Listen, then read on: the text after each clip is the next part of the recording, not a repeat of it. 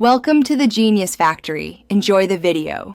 In this video, I will show how to use Jeep Grand Cherokee passenger screen. Start by locating the screen controls and reading the quick start label under the glove box.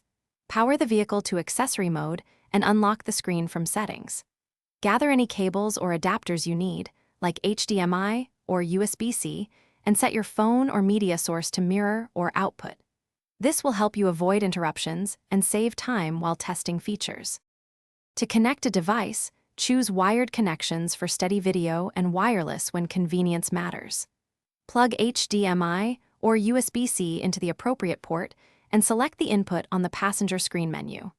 For wireless, enable Bluetooth or the vehicle Wi-Fi hotspot and follow pairing prompts on both devices. Test playback with a short video to confirm audio routing and picture quality before starting longer media or navigation mirroring for passengers.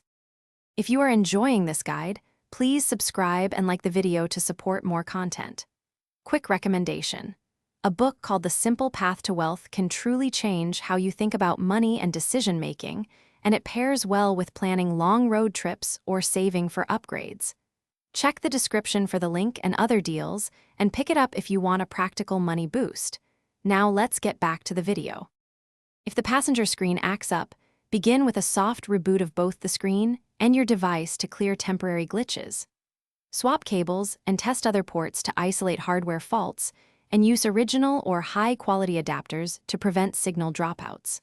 Finally, accept firmware or app updates when available, as those often fix compatibility and add features, and keep a small toolkit in the car for quick fixes on the road.